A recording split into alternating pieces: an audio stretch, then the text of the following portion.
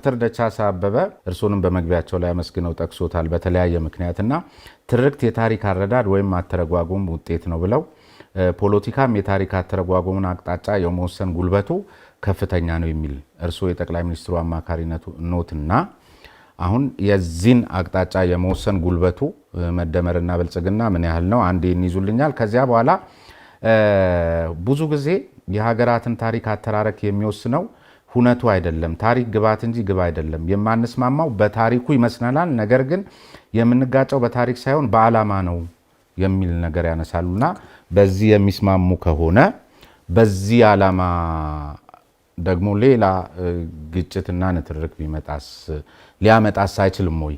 በተመሳሳይ የተፈረጁ እንዲህ የተነሱ ስላሉ በነገራችን ላይ ፍረጃ ነገር መፈረጁ አይደለም እኮ። ለምሳሌ ጨለማን ጨለማ ማለትህ ብርሃኑን ብርሃን ማለትህ የፍረጃ ጉዳይ አይደለም። ፍረጃ በጣም ሳይንሳዊ የማይሆነውና ትክክል የማይሆነው አንድን መርጦ ራሱ ያልሆነውን ማህበረሰብ ነህ ብለህ አንተ ስታመጣው ነው። ሰውየው ነኝ ብሎ የተሰባሰበውን ስብስብ ትተህ እሱ የወጣበትን ወይም ለምሳሌ የተወሰኑ አክራሪዎች የሚያደርጉትን አክራሪ ያልሆኑትን ሙስሊሞችና አክራሪ ያልሆኑትን ኦርቶዶክሶች ወይም አክራሪ ያልሆኑትን ፕሮቴስታንቶች ወስደህ ከሰጠህ ለጠቅላላው ይሄ ነው ፍረጃ አደገኛ ነገር የሚመጣው። ከዛ በተጨማሪ ይሄ እኔ የጻፍኩት ሐሳብ እንዲህ የማስበው እንዲህ ቢሆን ጥሩ ነው የምለው እንጂ የሀገሪቱን ጠቅላላ ጉዳይ አይደለም የጻፍኩት።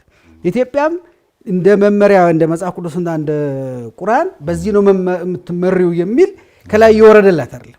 አንተ ሌሎቹም ሰዎች አይደለም ዳንኤል አንተ ያልደረስክበት ነገር አለ ብለው ጨምረው አንተ በዚህ መልኩ ማየት ስተት ነው ብለው ተቃርነው ወይም አንተ ያጎደልከው ነገር አለ ብለው አሻሽለው ቢያመጡ ለኔ ይሄ ውጤት ነው። አገር እንደውም ከዚህም ብያለሁ ሐሳቦቻችንን ትጥቅ እናስፈታ ብያለሁ። አሁን የኛ ሀገር ሐሳቦች ትጥቅ እንደታጠቁ ናቸው። ሰዎቹ ብቻ አይደለም የታጠቁት፣ ሐሳቦቻችንም ታጣቂዎች ናቸው። ሐሳቦቻችን ትጥቅ ፈተው ሐሳቦቻችን ወደ መድረክ መተው ወደ ምንወያይበት ጉዳይ ከመጡ እሱ ነው አንዱ ትልቁ ትርክት እኮ። ለኔ ኢትዮጵያ የምትባል ብዙ አይነት ነገር ያላታለች። ስንነጋገር ሰዎች ነንና የጋራ ነገሮች እናገኛለን። ያ የጋራ ነገራችን ሲደመር ልዩነቶቻችንን ያሸንፋል ነው የኔ ትልቁ ነገር።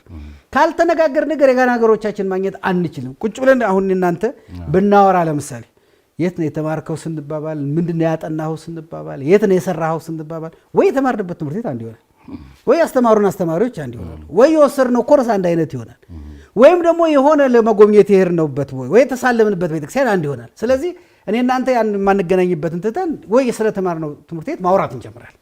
ነገር የሚባለውን አስተማሪ ትዝ ይልሃል? በጣም እኮ ይጋረፍ ነበር። አረገሌ ደግሞ ጥሩ ነበር። ስለዚህ የጋራ ነገር አገኘን።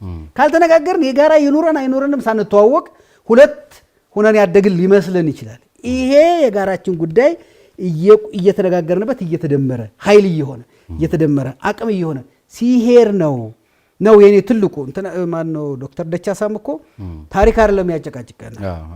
ታሪክ ላይ ያጨቃጭቀን አይደለም። ዓላማው ማለት ትርክቱ ማለት ነው።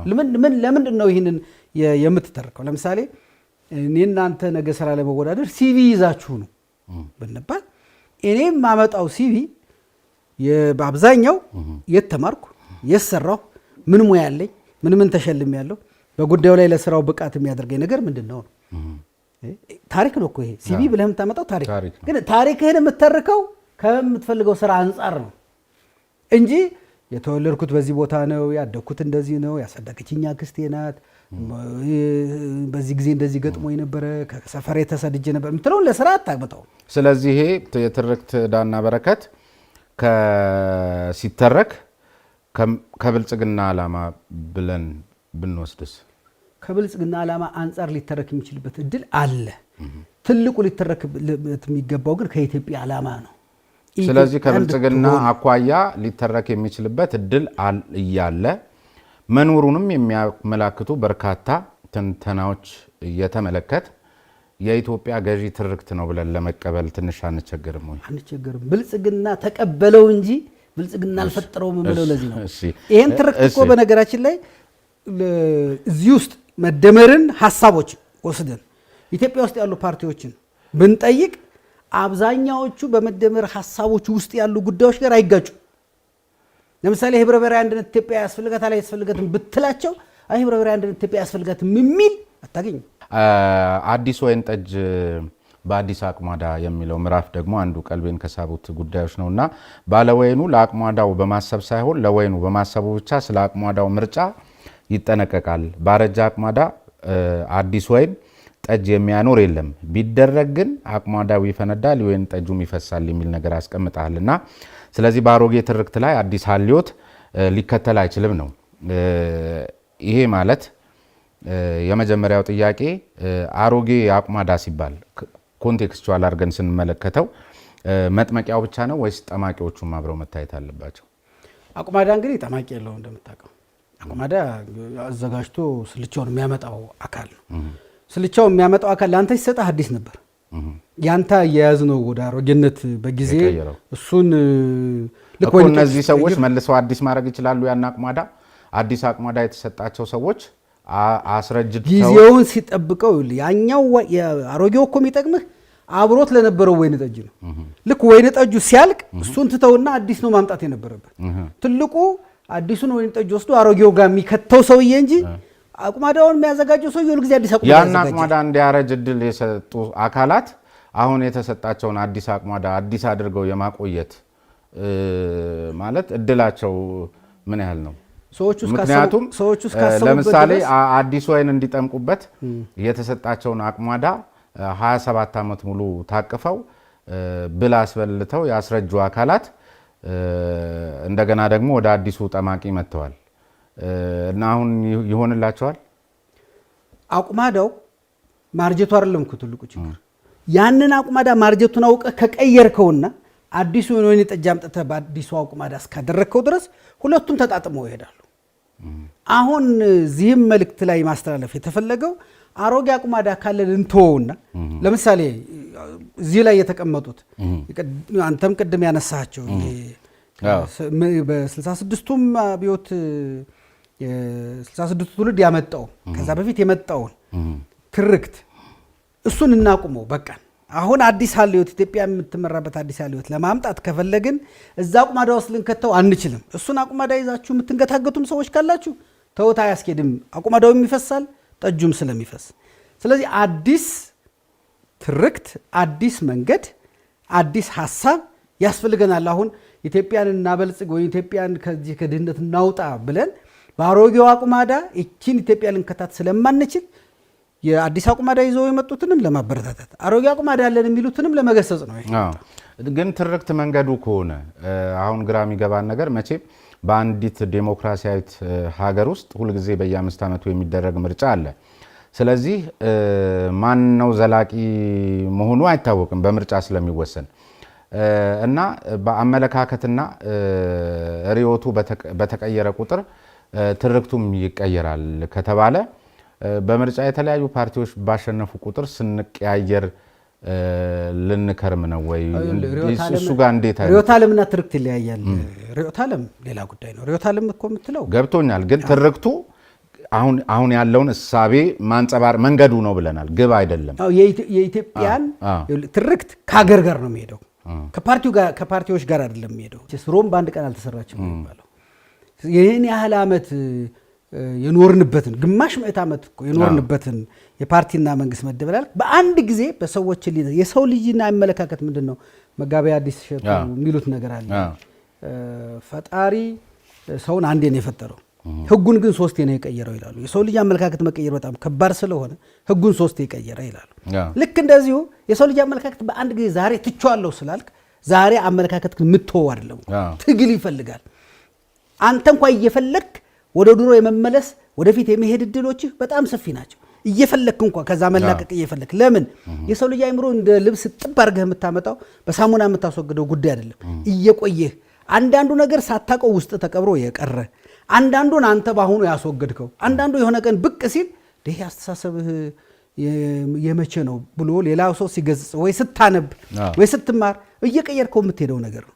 ይሄ ነገር መስተካከሉ አይቻል። እኔ ትልቁ ተስፋ ይሄ ነገር መነወር ጀምሯል ወይ መመስገን ነው የጀመረው፣ መነወር ነው የጀመረው። ለምሳሌ የመደበላለቆቹን እየተነወረ ነው ወይስ እየተመሰገነ ነው? ለእኔ መነወር ጀምሯል።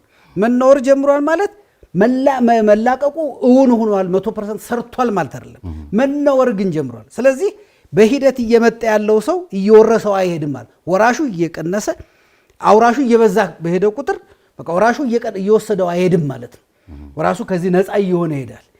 መኖሩ ካልጀመረ ግን ወራሹ እየባሰበት ይሄዳል። ከለማበት የተጋባበት ስለሚበስ ማለት ነው። ለኔ አንድ ትልቁ ነገር እሱ ነው። ከዛ በተጨማሪ ቅድም እንዳልከው ሌላው ሲመጣስ እንደኔ እንዳንተ ያለን አገር ምንል ሌሎችም በፓርቲም ውስጥ ይሆኑ ከፓርቲም ውጭ የሆኑ ሰዎች መስራት ያለብን አገር ትርክት እንዲኖራት ነው። ፓርቲዎች ይቀበሉትም አይቀበሉትም አገር ግን ትርክት እንዲኖራትና እንዲያውም ፓርቲዎችም ከትርክት አንጻር እንድንሞግታቸው ይሄንን የኢትዮጵያን እሴት ይሄን ኢትዮጵያዊ የቆመችበትን ነገር እናንተ እንዴት ልታረጉት ነው ብለን የምንሞግታቸው ፓርቲዎች እንዲመጡ ነው መታገል መቻል ያለብን። ይሄንን አንዳንድ ፓርቲዎች ሊቀበሉት ይችላሉ።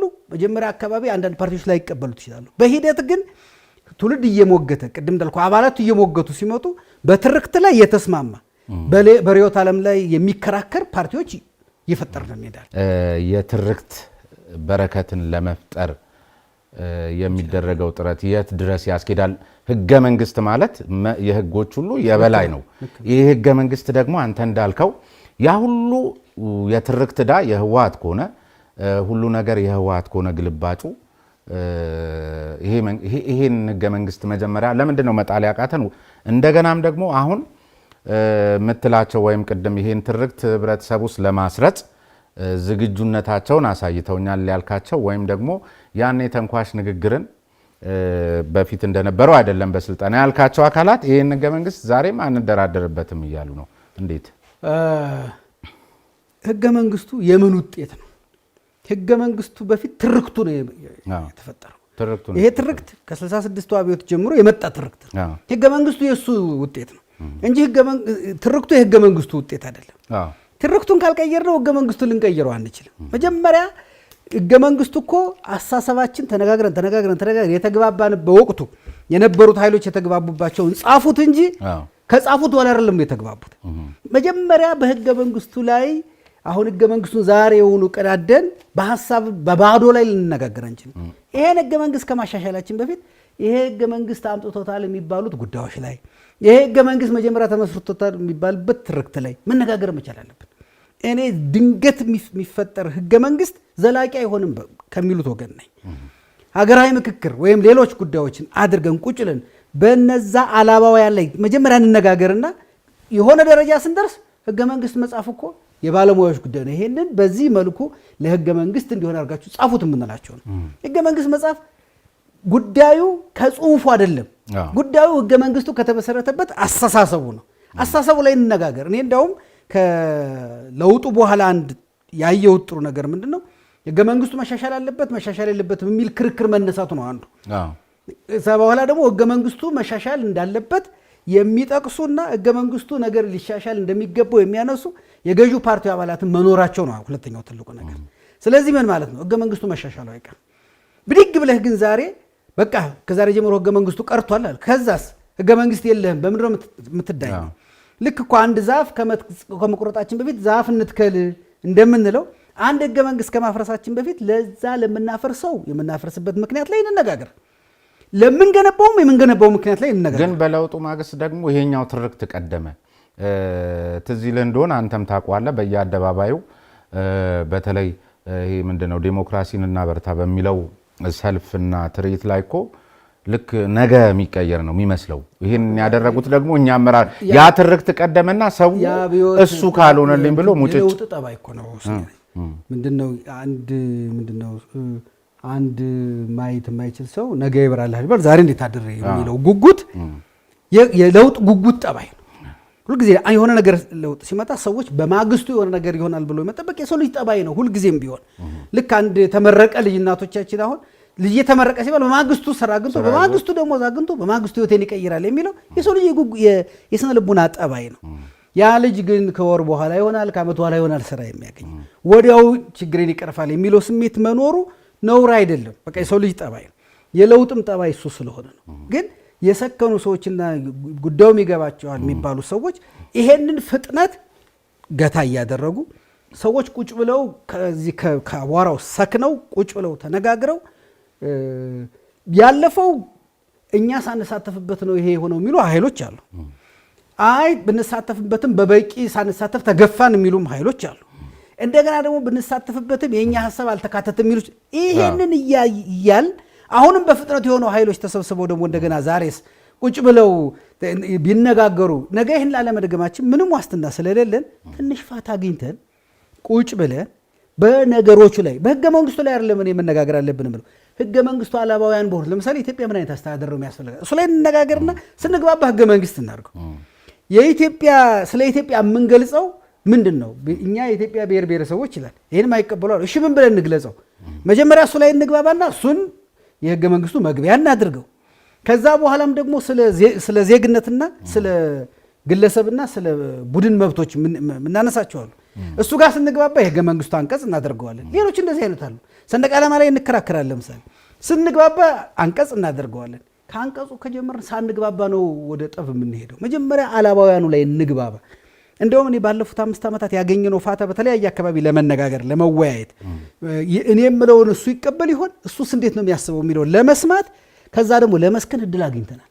አሁን ሀገራዊ ምክክሩ እግዚአብሔር ፈቅዶ ቢሳካና ብንነጋገር ደግሞ ብዙ ዛሬ የማናስባቸው አስደንጋጭ ሀሳቦች ወደ መድረክ ሊመጡ ይችላሉ። ከለውጡ በኋላ ያለው የኮሚኒኬሽን ስርዓታችን ምን ይመስላል? መረጃ የተደበላለቀበት ምክንያቱም አንዳንድ ጊዜ ተራኪዎቹንም አሜን ብለህ ለመቀበል እንዲረዳህ ዛሬ የተናገርከውን አሁን በእኛ ሀገር መሰረታዊ ችግር እየታየ ያለው በርካቶችም የሚሉት የተናገሩትን ሆኖ አለመገኘት፣ በተለይ በአመራር ደረጃ ሲሆን ይከፋል። የተናገሩትን ሆኖ አለመገኘት ብቻ ሳይሆን አሁን ዛሬ የተናገሩትን ነገ ያለ መድገም ሁሉ ሁኔታ እየታየ ነው። እንግዲህ እኔ እንኳን ስሰማ በዚህ በአማራ ክልል ያለውን ነባራዊ ሁኔታ በመንግስት ኮሚኒኬሽን ጽህፈት ቤት በተሰጠ መግለጫ ተራ ሽፍቶች ናቸው መለቃቀም ነው የቀረን በሚል ዛሬም ድረስ እንዲህ አይነት ማለት ለመረጃና ለእውነት የመታመን ነገር እንዴት ነው በአንተ ግምገማ የትስ ድረስ ያዘልቃል? ቀድሞስ መረጃ ከመስጠት አኳያ እንግዲህ እንደሚታየው ማህበራዊ ሚዲያው በተለያየ መልኩ በተለይ ውጪ አካባቢ ሀገራችን ላይ እምነት ኑሮን እንዲህ እንዳንሆን ሁሉ ኮም ያደርጉ ነገሮች ናቸው የሚሰጠው። በመንግስት በኩል የተሰጠኝ መረጃ ትክክለኛና ተአማኒ ሆኖ እስከተገኘ ድረስ ነው እነዛን ያለ መስማት እድሌ እየሰፋ የሚሄደው።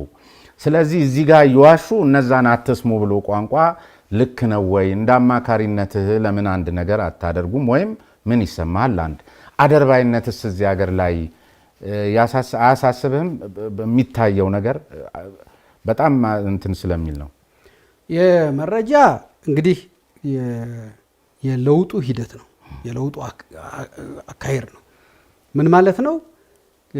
ታስታውስ ከሆነ ባለፉት 10 ዓመታት በጥቂቱ በእኛ እንኳ በምናውቅበትና ወደ ሚዲያ በመጣንበት ጥቂት ዓመታት ውስጥ አንድ ቦታ መንጭቶ ለብዙዎች ከሚከፋፈል መረጃ ወጥተን ከብዙ ቦታ ወደ ብዙ ቦታ ወደሚሄድ መረጃ መጥተናል። ይህ አዲስ ክስተት ነው። እኛ ደግሞ በባህሪያችን በየትኛውም ብሔረሰብ ብትሄድ የባህላዊ የተግባቦት ስልታችን ወግ አጥባቂ ነው። ባህላዊ የተግባቦት ስልታችን ምን ማለት ነው? አንተ ከኔ ሰምተህ እኔ ለሌላው የማስተላለፍበት መንገድ ወግ አጥባቂ ነው። ይሄ አሁን የመጣው የዲጂታል ሚዲያና የሌላው ግን ከዚህ ወግ አጥባቂነት ወጥቶ ሊበራል ሆነ። ገና የባህል ክርክር ውስጥ ነው ያለነው። ውስጣችን ይሄ የባህል ክርክር አለ።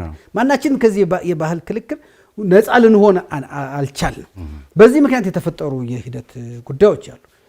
ይሄ እኔ አሁን መንግስት የሚሰጣቸው መረጃዎች በአጠቃላይ ውሸት ናቸው የሚለውን አልቀበልም። እኔ አሁን ደግሞ በኮንትሮባንድ በምንም መሳሪያ ያለ፣ ስለዚህ አሁን ታጣቂው ማን ነው ታጣቂው ማን አይደለም መለየት አትችልም። በአመለካከት እንኳ ባይሆን ለምሳሌ መንግስትን በመጠላትም እነዛም በመደገፍም ባይሆን ሰዎች ታጣቂዎች እሱ ታክቲኩ ነው እንበል።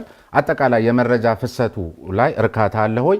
አደርባይነትስ በአመራሩ ዙሪያ ላይ እርካታ የሚፈጠረው ቅድም ካልኩ ነው። ገና ከዛ ባህሪያችን እየተላቀቅን በመምጣታችን የምንፈልገው ደረጃ ላይ አልደረስንም ነው እንጂ መንገዳችን እነዛ ነገሮች ወደ መውሰድ እየሄደ ነው ብዬ አምናለሁ።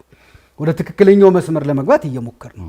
አደርባይነት እኔ አሁን ማልስማማው ድንገት ዛሬ የመጣ ባህሪ አድርገን ካየነው ነው። መቼም የሚምጣ መች ግን አሁን የገነገነ አይመስልም ወይ? አንዳንድ ጊዜ በእርግጠኝነት ላልተረዱት ሀሳብ ሁሉ ጭምር ማጨብጨብ። ስለ አደርባይነት የበለጠ ነው እየሰማን ያለ ነው ወይስ አደርባይነት ነው ራሱ እየበዛ ያለው? አሁን አንድ ነገር ይኸውልህ፣ ለምሳሌ ስጋ ለብሶ ቀደም ሲል አደርባይነት እየበዛ አሁን ግን ስጋ ለብሶ እያየ ብዙ መስማት ስለጀመርን ነው። ስለ አንድ ነገር ብዙ በሰማህ ቁጥር የበዛ ሊመስልህ የሚችልበት እድል አለ። ድሮ የመረጃው የምኑ ስላልሆነ አንድ ሰው የሆነ አካል ስላደረገው ነው የምትሰማው። አሁን ግን ከየአካባቢ ብዙ ነገር ስትሰማ የበዛ ይመስላል። ድሮ ሰዎቹ ነበሩ፣ ስለነሱ አትሰማ። አሁን ሰዎቹ አሉ፣ ስለነሱ ትሰማለህ። መረጃው ነው የበዛው ሰውየው ነው የበዛው የሚለውንም ማየት ያስፈልጋል እኮ። ለእኔ መረጃው ነው እየበዛ የመጣው፣ አዲስ ክስተት አልተፈጠረብንም። ግን ብዙ ነገር እየሰማን መጣንና የበዛ መሰለን። አሁን በርካታ ሚሊዮን የሚቆጠር የብልጽግና አባላት እንዳሉ ይታወቃል። እኔም ብዙ ጓደኞች አሉኝ ብልጽግና ባልሆንም። እኔ ግን እስካሁን የገጠሙኝ የመደመር ኮንሰፕት የገባው የብልጽግና አባል ብዙም ገጥሞኛ አያውቅምና በእናንተ ግምገማ ወይም አማካሪ እንደመሆን መጠን ፕሬዝዳንቱ መደመር እሳቤው የገባው የብልጽግና መንገድ የገባው በሚሊዮኖች የሚቆጠር እርሳቸው የሚጠቅሱት ካድሬ አለን ብለው ያስባሉ? አዎ ሁሉም ገብቷቸዋል የሚለውን መረጃው የለኝም። ማለት እያንዳንዱን ሰው ጠይቀህ ምን ብለህ የምትረዳው ነው። ቅድም እንዳልኩህ ግን የማገኛቸው አመራር ለምሳሌ የከፍተኛ አመራሮችን፣ መካከለኛ አመራሮችን፣ በዞን ድረስ ያሉትን፣ ወረዳ ድረስ ያሉትን አመራሮች የማግኘት እድል ገጥሞኛል። ባለፈው አዳማ በነበረው ስልጠና ሂጄ ነበረ። ከዛ በኋላም በተለያዩ በሚኖራቸው ስልጠናዎች በተለያየ አጋጣሚ ሰዎችን አገኛለሁ። እኛም ጋር ለተለያየ ስብሰባ የሚመጣበት ጊዜ አገኛለሁ። ይሄ መጽሐፍም ከጻፍኩት በኋላ አግኝቻለሁ። እነዚህ ያገኘኋቸው አካላት በአብዛኛው የተቀበሉትና የሚግባቡበት የገባቸው እንደሆኑ አይቻለሁ። ተመልካቾቻችን እንግዲህ የትርክት ዳና በረከት በዳንኤል ክብረት ይህን ይመስላል። የዛሬ ሳምንት አካባቢ ነው የተመረቀው በ16 2016 ሐምሌ። በአንድ ሳምንት ውስጥ እንግዲህ እዚህ መጽሐፍ ላይ እንድንወያይ ይህን እድል ማግኘትን በራሱ ትልቅ ስለሆነ እግዚአብሔር ያክብርህ እላለሁ። በአዲስ ዋልታ ነጻ ሀሳብ ተመልካቾችም ስም ከልብ የመነጨ አክብሮቴንም ለመግለጽ ወዳለሁ። ተመልካቾቻችንም እንዲሁ በተመሳሳይ እንግዲህ እንድታነቡትና የራሳችሁን ሂስ እንድትሰጡበት ነው። ዳንኤል እንዳለውም እንድናሰፋውም እንድናጠባውም የየራሳችንን ሀሳብ ሰጥተን በተከታታይነትም ሌሎቹም እንዲጽፉ እሱም እንደሚጽፍ አንዱ ይዤው የነበረው ጥያቄ ትጽፋሉ የሚል ነው። እንግዲህ ከዚህም በላይ ሆነ ነገ ኮሜንቶች